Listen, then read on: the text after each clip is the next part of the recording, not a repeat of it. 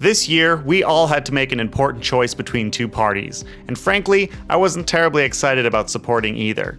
I'm talking, of course, about Battlefield and Call of Duty. Admittedly, I'd be kind of interested to experience the bolt-action weaponry and trench warfare of Battlefield 1 or the zero-gravity, crazy space battles from Infinite Warfare, but I kind of feel like those are just facelifts to cover up the same old gameplay that both franchises have been rehashing year after year for over a decade. Not to say that they aren't good games, but I kind of felt like I needed to try my luck with a third-party option.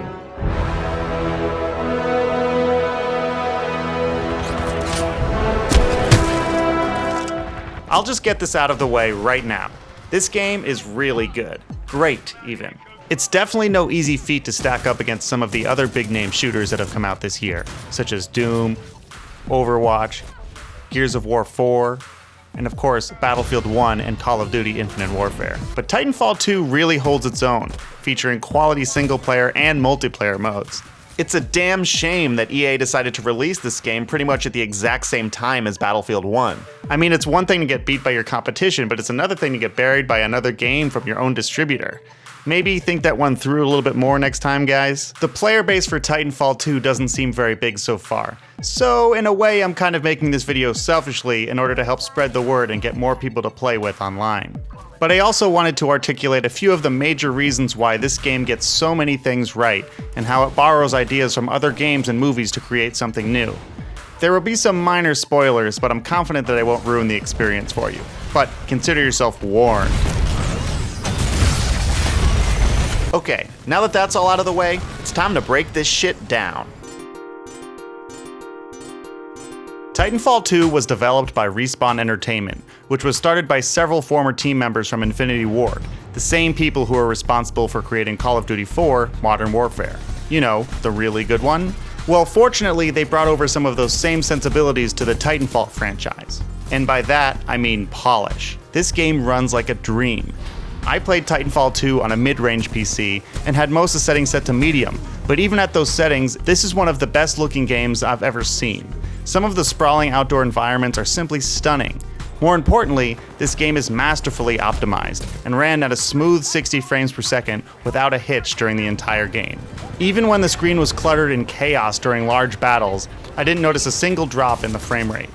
This is mostly possible because of the game's adaptive resolution scaling, which automatically lowers the display resolution during some of the more hardware-intensive moments in order to preserve the frame rate. Having a consistent 60 FPS is something that has always been a major strength of Call of Duty, and I'm glad that Respawn Entertainment clearly prioritized that kind of smooth performance with Titanfall 2. The other thing that is incredibly smooth is the player movement. You've got your basic first-person shooter moves like jumping and crouching, but Titanfall 2 also allows you to use some more acrobatic moves such as wall running, double jumping, and sliding. There are many platforming elements to the campaign, including several sections where you have to use your wall running abilities to get by. These moments are a blast and really make you feel like a complete badass, especially if you can get a few kills while hopping around between the walls. It also makes you look at levels from a different perspective because you can easily scale up buildings and get to rooftops and basically get in positions that normal physics wouldn't allow. Thankfully, the level design in both single and multiplayer accommodate this mindset and include lots of walls and platforms to jump around on. It's kind of like how Tony Hawk levels were designed in a way where you could skate or grind on nearly everything. You would go through a level knowing that skating on any object would help you continue your combo. The Titanfall levels are similar. Everything can be used to help you make a sick move.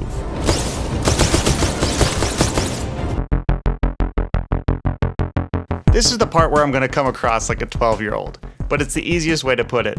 These guns are so awesome. They just feel great to shoot. I know it kind of sounds oversimplistic, but it's something that not a lot of games get right. The sound design is one thing that makes a world of difference. I mean, just listen to this shit. Pretty much every weapon sounds like a punch to the gut and really adds to the feeling that you're causing devastating amounts of damage. The crosshair feedback also makes it clear when you land a hit, or if your grenades cause damage.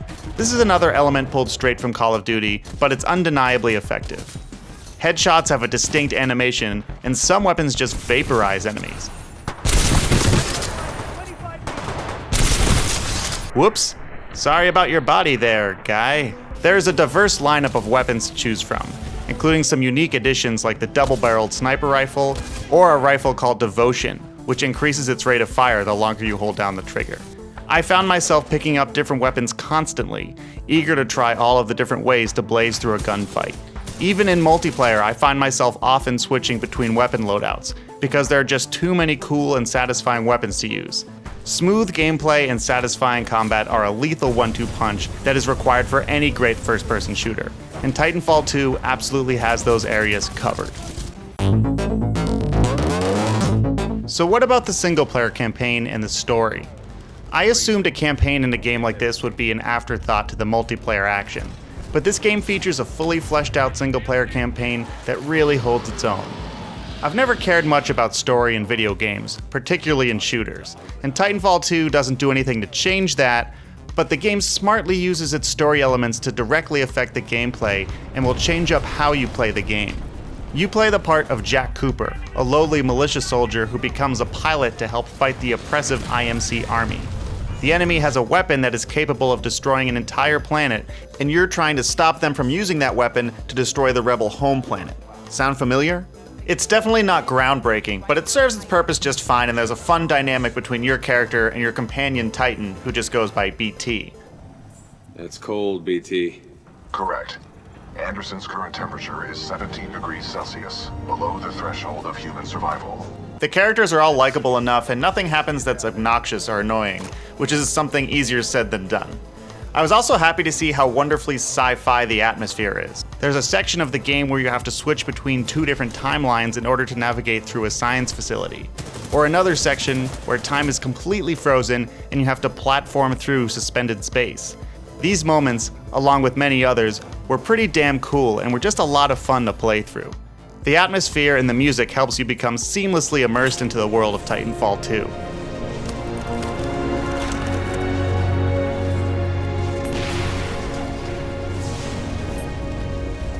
Throughout the game, you're either running around on foot or you're controlling a giant robot, both of which feel fantastic. There are also several boss fights along the way, all of which are interesting and challenging in their own ways. I kept getting my ass kicked during the Viper boss battle, but it made it all the more satisfying when I finally prevailed. The campaign maintains a tight pace and doesn't waste much of your time with cutscenes and exposition, and it will probably only take you around 4 to 6 hours to complete, which is probably my biggest complaint. It's too short.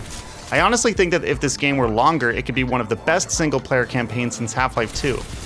But sometimes you can't have it all. It's still really good as is, and it's certainly more than an afterthought.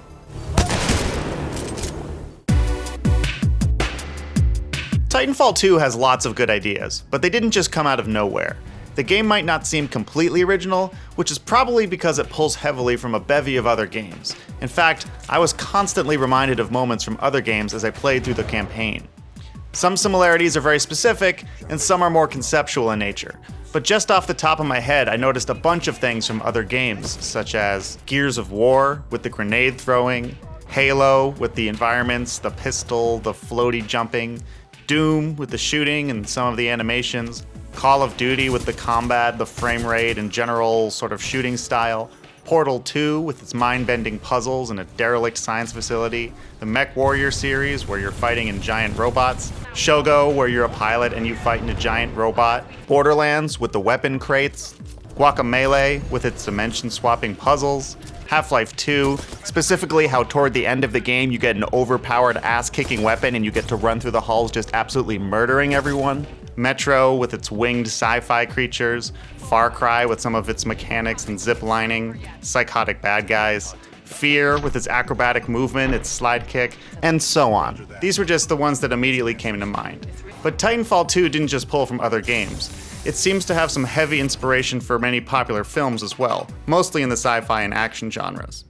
So what does this all mean? It might sound like I'm trying to say that Titanfall 2 is just a knockoff of other games and movies, but my point is that the developers at Respawn clearly took to heart lessons learned by others before them, which might be why Titanfall 2 feels so refined and polished. It rides the line between tried and true concepts and brand new ideas, but it somehow all just works. Titanfall 2 feels familiar, but at the same time it's not quite like anything else. So the single player campaign is really solid, and if you haven't played it and you're a fan of first person shooters, you really owe it to yourself to check it out. But while you can try the single player anytime you want, one thing that won't be around forever is the multiplayer. As much as I've gushed about the single player, I'm straight up addicted to the multiplayer. The weapons, the levels, the tight gameplay, the Titan on Titan combat, the power-ups and abilities, it's all just fantastic. The main mode called Attrition puts you up against AI and human-controlled enemies, which really makes the scale of some of the battles feel epic. Plus, it feels good to be able to steamroll some easy AI opponents when you're having a shitty round. The rest of the multiplayer features are pretty standard. It uses weapon loadouts and level progression like most online shooters do these days, and it all seems well balanced and well thought out. The problem is that not many people are playing it. As of this video, the game has only been out for a month, and it's already difficult to match up with players on all of the game modes. I typically don't have issues finding games for Attrition or Amped Hardpoint, but I haven't been able to try some of the other game modes due to lack of players. This doesn't really bode well, but I'm optimistic that word of mouth, good reviews, and the occasional free weekend will help bring up the player base, and with any luck we'll see an influx of new players at Christmas.